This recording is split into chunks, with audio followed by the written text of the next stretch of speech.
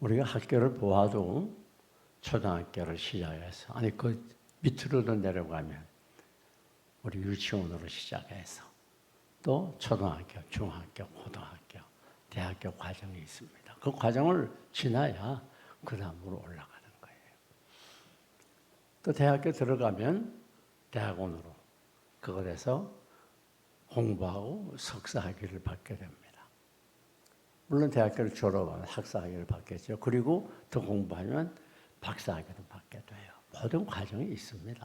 하루아침에 되는 게 아니에요. 이 과정이라고 하는 건 시간이 필요하고 또 노력과 수고가 필요한 겁니다. 공무원들도 그렇잖아요. 공무원들도 맨 처음에 들어갈 때에는 아주 하위 단계로 들어가지만 그것이 점점 올라가서 19급, 5급, 2급 이렇게 발전하는 것이에요. 모든 세상이 다 그렇습니다. 이 세상뿐 아니라 우리 신앙에도 단계가 있는 거예요. 그래서 우리 본문에는 4단계의 신앙의 상태를 말해주고 있는 것입니다. 이 본문을 보게 되면 에스겔 선지자는 이사야 선지자가 메시아의 탄생과 메시아의 삶에 대해서 상세하게 기록이 있다면 에스겔 선지자는 그 메시아를 통해서 번성되는 뻗어가는 나라를 우리에게 가르쳐주고 있습니다. 이 본문을 보게 되면 이제 한 사람이 에스겔에게 찾아와요. 줄을 잡고 와가지고 청량을 하게 됩니다. 왜 그런가 하면 이제 물이 점점 강물이 많아지는 거예요. 그게 얼마나 올라갔는가 청량해요. 근데 그 물의 근원을 보니까 어디서부터 오는가 하면 성전 문지방에서 그 물이 흘러내리는 거예요. 그 물은 무엇을 의미하는가 하면 하나님의 임재와 하나님의 은혜와 능력을 의미하는 것입니다. 다시 말하면 하나님의 임재와 하나님의 은혜와 능력은 세상 다른 곳에서 오는 것이 아니고 바로 우리 하나님께로부터 또 성전 문지방이라는 걸 보면 하나님의 전에서부터 흘러내린다고 하는 것을 알 수가 있습니다. 여러분, 그런데 이 사람이 뭐라고 하는가 하면 줄을 가지고 와서 1,000척을 청량해요. 그리고 나가보라고 합니다. 나가보니까 그 물이 어디까지 오는가 하면 발목까지 오는 거예요. 그 다음에 또 1,000쪽을 또 청량하고 나가보라고 그래요. 또 나가보니까 무릎까지 오는 거예요. 그 다음 또 1,000쪽을 청량하고 나가보라고 하니까 그 다음에 물이 허리까지 와요. 그 다음 또 나가보니까 온 몸을 담근 만큼 이 물이 참 그랬어요.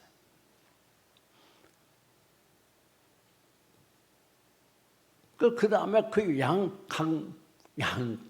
옆에는 나무들이 무성하고 울창하고 많은 열매를 맺고 또 강 속에는 많은 종류의 고기들이 살고 낚시꾼들이 강가에서 낚시를 하고 있습니다. 이 말은 무슨 말인가 하면 하나님은 오늘 우리에게 은혜 주시기를 원한다는 걸 가르치는 거예요. 오늘 여러분들이 이 시간에 하나님께 이렇게 나오게 하신 이가 우리 하나님이세요.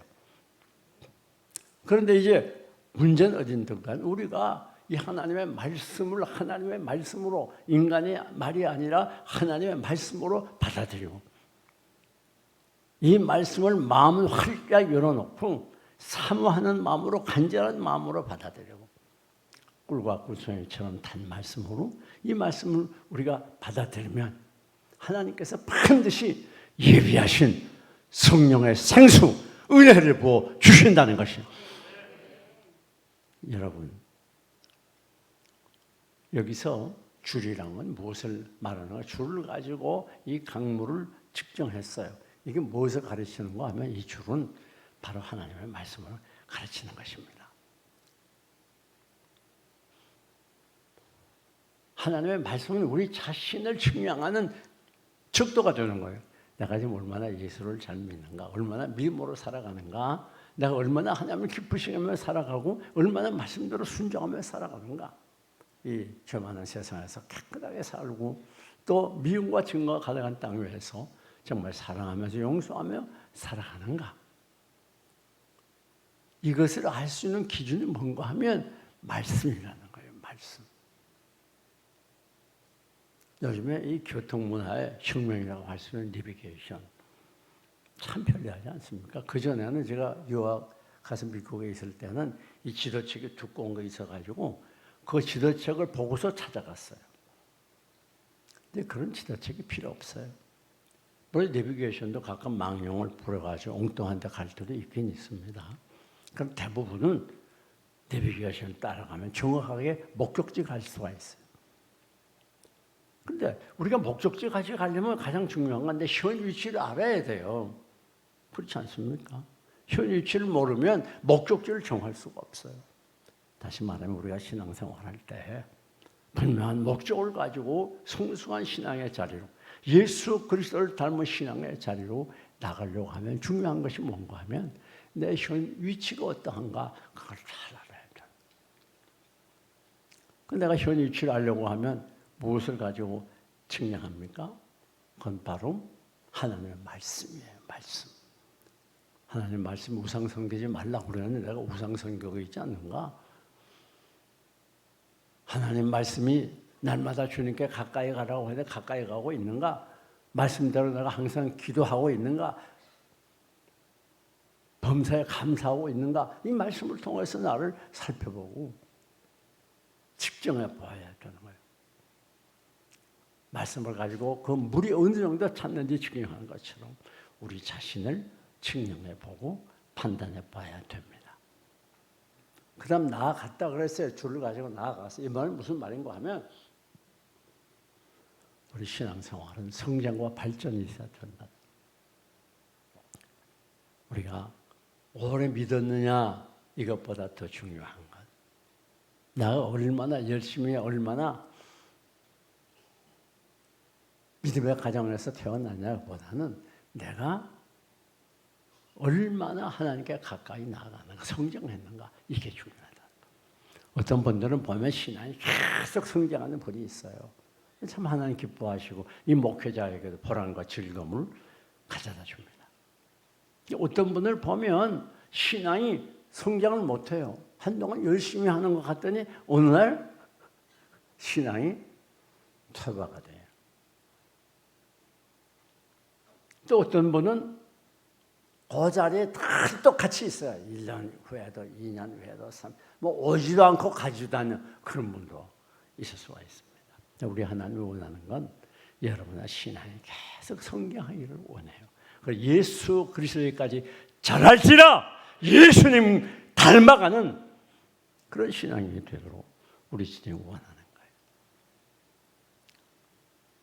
거예요. 여러분 오늘 본문을 보게 되면 신앙의 4단계가 나와요. 그래서 이 말씀을 소개해 드리면서 나는 지금 어떤 단계에 와 있는가 그걸 잘 생각해 보고 그리고 내 현재 위치에서 더 내 신앙이 성장할 수 있도록 우리가 기도하고 하나님께 가까이 나가시기를 주님의 이름으로 축원합니다.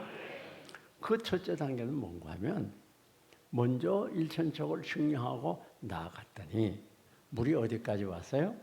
발목까지 왔어요. 이 발목까지 왔다는 건 무엇을 말하는 거 하면 출석 교회에 나오는 걸 말하는 거예요. 우리가 맨 처음 은혜를 받으면 제일 먼저 시작되는 게 뭡니까? 교회 열심히 나오잖아요. 주일날 말할 것 없고 수요일날 금요일날 뭐 이렇게 부흥회 그죠? 예배 있기만 한다면 열심히 교회 나오게 된단 말이에요. 이게 발목신앙이에요. 근데 그것이 이 가장 기초인 동시에 아주 중요한 겁니다. 왜 그런가 하면 발목신앙, 다시 말해서 교회 열심히 나오는 신앙이 우리에게 중요한 건 그 신앙의 시작이기 때문에 모든 은혜와 능력은 그 시작을 통해서 이루어지잖아요. 시작을 해야 그 다음부터 쌓아나갈 거 아니에요. 1층 있어야 2층, 3층에 올라갈 거 아니에요. 그 시작이 무너지게 되면 다 무너지는 거예요. 코로나로 인해서 기독교 2000년 사이에 없던 이상한 예배 형식이 태어났는데 그게 바로 비대면 예배 아닙니까? 여러분 비대면 예배는 성경적이 아닙니다. 이스라엘 민족이 전국 각지에서 예루살렘으로 주일마다 모이겠잖아요. 모이는 거예요. 벌어도 모이는 거예요. 기독교 2000년사를 보면 이 기독교의 생명은 어디서부터 왔는가 하면 모이는 데서부터 왔어요. 지금까지 기독교 2000년 동안에 많은 이단과 혹은 악한 정권들이 기독교를 핍박했습니다. 그 핍박의 첫째가 뭔가? 모이지 못하게 하는 거예요. 왜? 모이지 않으면 교회가 없어지니까. 모이지 않는데 어떻게 교회가 형성이 되겠어요? 모이지 않는데 어떻게 신앙생활이 되겠어요? 그래서 기독교는 일단 모이는 데서부터 시작이 되는 거예요. 그러니까 모이는 거 소홀히 하면 하나님이 소홀히 하는 것이고 말씀 소홀히 하는 거예요. 왜? 하나님은 모이기를 원해요.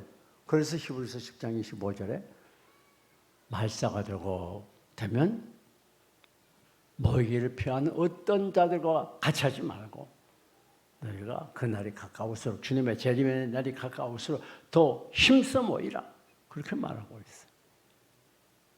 모이는 걸 피하는 건 어떤 이유든지 그건 하나님의 역사가 됩니다. 하나님 기뻐하는 거 아니에요. 비대면 예배가 많은 문제점을 가져오고 있어요. 얼마나 필요하고 좋습니까? 제가 오늘 아침에 어느 목사님께 전화를 넣었어요. 지금 뭐 하고 있어? 그러니까 지금 비대면 예배 드리고 있대요. 아니, 그럼 예배 드리면서 왜 전화 받아? 그게 비대면 예배의 허점이라고. 비대면 예배 드리면서 온갖 거 다 하잖아요. 그게 무슨 예배다운 예배가 되겠어요? 이 참 예배는, 살아있는 예배는, 생명력이 있는 예배는 모이는 데서부터 시작이 됩니다. 세계 각처에서 지금까지 그랬고 지금 북한에서 그렇습니다만은 중국은 지금 말할 것 없죠. 전부 지하교회가 중국에 얼마나 번창하는지 모른답니다. 왜 그렇게 그게 발각되게 되면 생명 위협이 있음에도 불구하고 숨어서 예배 드립니까? 왜? 모이지 않으면 그건 기독교가 아니에요. 그건 예배가 아니에요. 모여야 되는 거예요. 모여야 그 다음 단계가 시작이 되는 거예요. 그래서 모이는 게 중요해요. 왜 그런가 하면 아무것도 모르잖아요. 맨 처음에. 그러나 열심히 나보다 보면 말씀도 깨닫게 되고 은혜도 받게 되고 신앙이 성숙하게 되고 강하게 되는 거예요. 그 모이는 것 자체를 소홀히 하면 아무것도 되지 않아요. 신앙다운 신앙이 될 수가 없어요. 그러니까 벌써 내 신앙이 제대로 됐나 안 됐나 어느 정도가 알려면 내가 하나님께 나와 예배하고 모이는 것을 얼마나 내가 적극적으로 책임감 있게 열심히 하는가 그거 보면 별소리를 다 해도 벌써 모이는 데 대해서 내가 소홀히 하고 그거 부담 느끼고 점점 모이는 게 웬일인지 점점 떠지고 적어지고 그러면 벌써 신앙에 문제가 있는 거예요. 왜? 이게 가장 기초니까. 뿐만 아닙니다. 다음 두 번째 신앙의 단계는 그 다음에 1천 쪽을 또 정리하고 앞으로 갔더니 물이 어디까지 왔어요? 무릎까지 왔다. 그래, 무릎까지 왔어. 여러분 이건 보통 어떻게 성경학자들이 말하는 거 하면 기도하는 신앙이라 그렇게 말해요. 기도하는 신앙이라.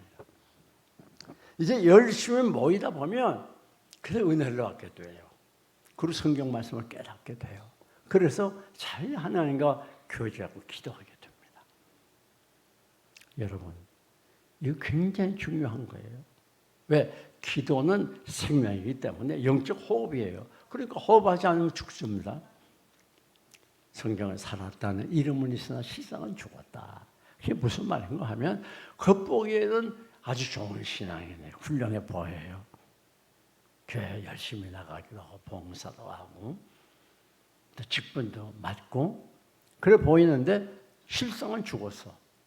뭐가 죽었어요? 기도가 죽으면 죽는 거예요. 그래서 기도가 우리가 10월 달에 독수리 새벽기를 또 하잖아요. 지난 봄에 이어서. 왜 그런가 하면 기도 훈련이에요. 이런 걸 통해서 우리가 열심히 기도를 배우고 기도를 노력하고 힘을 쓰고 그럴 때에 우리의 신앙이 견고해지고 강해지고 능력 있게 되고 성장하고 발전하는 거예요. 오늘 우리 그리스도인들의 모든 비극과 문제는 어디서부터 오는가 하면 기도하지 않는 데서부터 오는 거예요. 기도를 멀리하는 데서부터 오는 거예요. 기도 멀리하면 여러 개 필요 없습니다. 하나님 멀리하는 건 증거예요. 딴 얘기가 필요 없어요. 기도 소홀히 하면 하나님이 소홀히 하고 있는 거예요. 숨 못 쉬고 어떻게 살아요? 그러니까 이 기도가 우리 생활이 되고 체질화 되고 내 삶이 되고 그럴 때 그가 계속 하나님과 더불어 교제하는 거예요. 기도를 통해서 그는 강해지고 능력 있게 되고 하나님께 가까이 가게 되고 하나님을 기쁘시게 하는 거예요. 하나님 우리에게 있어서 가장 기뻐하는 게 뭔지 알아요? 기도하는 거예요. 여러분들 자녀를 키워보지만은 부모가 제일 좋아하는 자녀가 누굽니까? 자주 전화해주고 대화해주고 그런 자녀를 좋아하잖아요. 왜 아들보다 요즘은 딸을 더 선호하지요? 딸들이 부모와 대화를 잘한다는 거예요. 저희들은 딸이 꽤 있거든요. 셋밖에 안 된단 말이에요. 그런데 이 딸들이 얼마나 대화를 상냥하게 잘해주는지 몰라요. 특별히 엄마에게 여기 아들만 있는 집들 있죠. 꼭 딸을 낳아요. 그 부모의 사정을, 엄마의 사정을 잘 알아주고 위로해주고 도와주는 것 딸이에요. 여러분, 우리 하나님과의 관계에서도 우리가 헌금도 드리고 봉사도 하고 전도도 하고 여러 가지 전 기뻐하는 할 수 있지만 하나님이 제일 기뻐하는 건 기도를 통해서 하나님과 교제하고 하나님과 대화를 나누고 하나님께 가까이 가는 것. 그게 우리 하나님이 제일 기뻐하는 거예요. 그렇기 때문에 기도 멀리 하면 자연히 하나님과 멀어질 수밖에 없어요. 네? 부부간에나 부모 자식간이나 이웃간에나 대화가 멀어지면 대화가 적어지면 대화가 뜸해지면 그 사람 관계가 멀어지는 거 아닙니까? 두말할 필요가 없잖아요. 어떤 유명한 신앙의 사람은 이렇게 말했습니다. 한 민족의 힘보다 기도하는 한 사람이 더 강하다. 무기 위에 놓인 나라보다 기도에 놓인 나라가 더 강하다. 그래서 기도는 무서운 힘이 있어요. 해본 자만이 아는 거예요. 자, 기도를 잃어버리면 다 잃어버리는 겁니다. 남는 게 없어요. 왜? 모든 좋은 것들은 기도를 통해서 하나님께 오기 때문에. 왜? 하나님은 그렇게 작정을 했어요. 그 기도 안 하고 예수 잘 믿는다고 생각하면 안 됩니다. 그런데 자, 지금 발목 신앙, 여기 무릎 신앙 문제가 뭔지 알아요? 기도는 해요. 열심히 나오는데 그러나 마음대로 걸어가고 싶은 데 가잖아요. 뭐 발목만 온 데는 말할 것도 없고 막 뛰어다닐 수 있고 무릎만 와도 그래도 가고 싶은 데 갈 수 있잖아요. 불편해도. 이건 무엇을 가르치는 거 하면 예수 믿어도 저 하고 싶은 거 다 하는, 가고 싶은 데 다 가. 불신자인지 신자인지 알 수가 없단 말이에요. 그 집에 와가지고는 엉망이에요, 엉망. 그래서 두 가지 얼굴을 갖고 있는 사람들이 많아요. 교회 오면 천사의 얼굴, 집에 가면 마귀의 얼굴. 뭐 교회 와서야 다 성인, 성자, 성녀지요. 집에 들어가면 완전히 달라져 버리네요. 그 옛날에 부흥사들이 그런 얘기를 가까워했어요. 어떤 사모님이 보따리 다 싸가지고 강대상 앞으로 왔대요. 그래서 왜 왔냐? 우리 목사님은 교회에서만 거룩하지 집에 오면 엉망해. 여기 강대상으로 이사 와서 산다. 여러분 그런 분도 안 계세요? 당신이 집사야, 권사야, 그래 본 적 없어요? 그러니까 사회 나가면 이게 신자인지 불신자인지 알 수 없어. 저 하고 싶은 거 다 하는 거예요. 뭐 신자인지 불신자인지 그게 생각이나 말이나 행동하는 거 구분할 수가 없어요. 그러면 무슨 단계인가 하면 또 일천척을 총량하고 한 걸음 더 가니까 물이 어디에 찼어요? 허리에 찼더라. 이게 무슨 말인가 하면 이 허리 아래는 욕정을 의미하는 거예요. 욕정. 그러니까 허리까지만 물이 오면 여러분 마음대로 걸어 다닐 수 있어요, 없어요? 이게 쉽지 않죠. 예? 힘이 들지요. 그것처럼 우리가 허리 정도의 은혜를 받으면 노력하고 애를 쓰는 면모가 나타난다. 내가 이래서는 안 되지. 남이 미워도 내가 미워하면 안 되지. 사랑하라고 그랬는데. 내가 악한 습관에 매여 있어도 이제 끊어야지. 그리고 노력하고 해서. 내가 기도 생활 이렇게 해서 되나? 다시 내가 기도 생활을 회복해야지. 내가 예수 믿는다고 하면서도 말씀 순종 제대로 못하고 살았는데 이래서는 안 되지. 말씀 순종해야지. 100%는 아니라도 애쓰고 노력하는 거예요. 자기 절제가 있는 신앙, 이게 바로 허리신앙이에요. 여러분 어느 단계에 와 있어요? 그냥 생각나는 대로 마음 내키는 대로 말하고 행동합니까? 욕심대로? 아니면 좀 절제하면서 노력하고 바로 살아보려고 힘이 들어도 현실이 허락하지 않아도 현실을 뛰어넘어서 믿음으로 살려고 노력과 수고를 합니까? 어느 편인가요? 예수 믿으면 좀 변화가 돼야 돼요. 계속 발목 신앙, 허리 신앙 찰랑찰랑 거리면서 저한테 하고 다니면 안 된다. 주 예수 내 맘에 들어와 계신 후 변하여 새 사람대로 내가 늘 바라던 참빛을 찾음도 주 예수 내 맘에 오심 주 예수 내 맘에 오신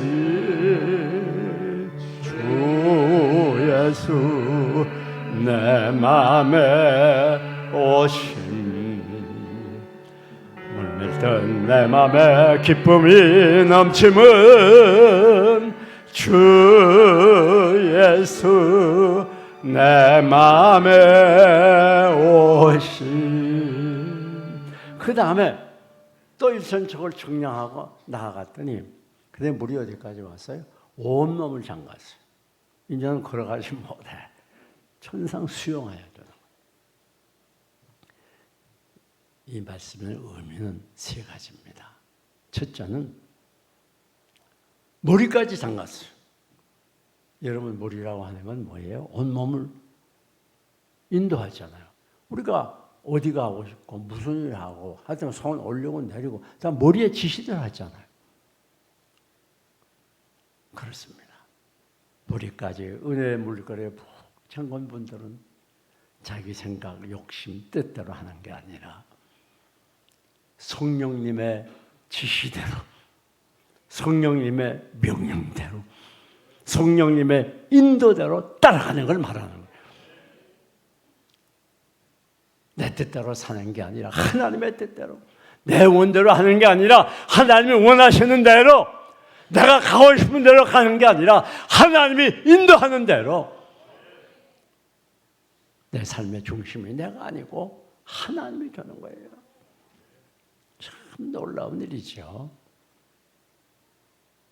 전적으로 하나님의 지배를 받는 거예요. 그런데 이런 사람들이 있잖아요. 아무리 머리가 명령을 해도 몸이 안 움직여주는 사람들이 있잖아요. 누굽니까? 중풍 걸린 사람들. 아무리 가고 싶어도 반대로 가잖아요. 여러분, 우리가 영적으로 병이 들면 영적 장애자가 되는 거예요. 그러면 은혜 받지 못하면 아무리 내가 그렇게 하고 싶어도 안 된다고요. 은혜 받아야 성령 충만해야 능력 받아야 말씀대로 살아갈 수가 있고 말씀의 지시에 순종할 수가 있는 거예요. 이런 누가 몰라? 이런 다 알죠. 그런데 현실 속에서 그게 안 되거든. 은혜 받아야 돼. 뿐만 아닙니다. 온몸이 머리까지 물에 잠겼다고 하는 건 온몸을 물에 맡긴 걸 말하는 거예요. 제가 어렸을 때 수영 선수 친구한테 수영을 조금 배운 적이 있었는데, 이 식구가 그래, 야, 몸에 힘 빼, 힘 빼. 그래야 힘을 빼야 몸이 물에 뜬다는 거예요. 근데 말이 쉽지. 힘 빼는 게 쉬워요, 그게? 당장 물에 빠지게 생겼는데. 그래가지고 힘 주면 몸이 더 물에 잠기는 거예요. 여러분, 온몸을 우리가 은혜의 물에 잠기면 그 다음에는 물에게 나를 맡기는 거예요. 내 힘 빼는 거예요. 명예의 힘, 권력의 힘, 재물의 힘, 학식의 힘, 내 경험의 힘, 내 건강의 힘, 내가 가진 모든 힘을 완전히 빼버리고 전적으로 하나님만 의지하고 하나님께 맡겨버리는 거예요. 이게 성숙한 신앙이다. 그 자리까지 나가요. 그래서 내 짐을 여호와께 맡기라. 그래야하면 이루시리라. 그렇게 되면 자연이 어떻게 됩니까? 마음의 기쁨과 감사가 찾아오요. 다 맡겼으니까. 내 몸을 물에다 맡겼으니까 내가 물에 둥둥 뜨는 거예요. 그래야 신바람 나게 수영하고. 네.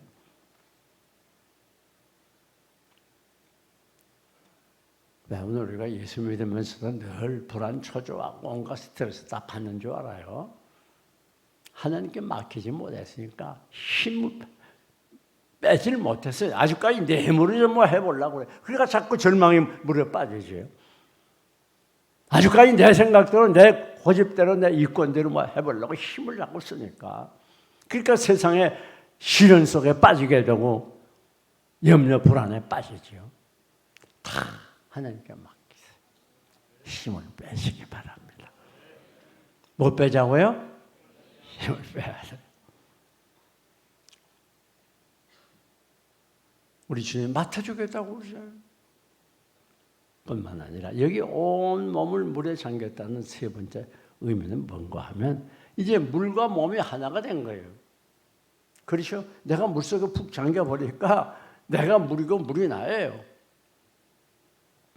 오늘 우리들이 은혜를 충만히 받으면 주님과 하나가 되는 거예요. 내가 네 안에, 네가 내 안에. 주님과 혼연일체다. 이걸 신비적인 연합이라 신학적으로 그렇게 말합니다. 이건 인간의 이론으로, 이성으로 해석이 안 되는 거예요. 성령께서 여러분의 심령 속에 찾아와서 하나가 되는 거예요. 그래서 그가 보는 것이 예수님처럼 보고, 그가 말하는 것이 예수님처럼 말하고, 그의 걸음걸음과 행동이 예수님처럼 걷고, 그를 보면 예수님을 본 것 같아. 아, 그 아무개는 예수님 같네. 예수 냄새가 나네. 사랑하는 여러분, 말씀을 맺습니다. 나는 지금 어느 단계의 신앙의 수준에 와 있는가 말씀을 통해서 잘 측량해 보세요. 그리고 여러분이 현재 위치한 그 위치에서 더 성장할 수 있도록 우리 하나님께 기도하고 나가야 돼요. 하나님 지금도 여러분들이 하나님께 나오시고 은혜 많이 받기를 원하시고 부어주시기를 원합니다. 이사야 55장 6절 7절 말씀처럼 여호와를 만날 만한 때에 찾으라. 만날 만한 때에 찾으라. 가까이 계실 때 그를 부르라 그랬어요. 그러면 우리에게 은혜를 주십니다. 오늘 이것에 찾아 나온 여러분들 모두 주님을 가까이 하고 주님께 간구하고 주님 열심히 섬겨서 모두 주님을 만나고 온 몸을 물에 잠근 성숙한 신앙인들이 되시고 주님을 닮은 여러분들이 되시기를 주님의 이름으로 축원합니다.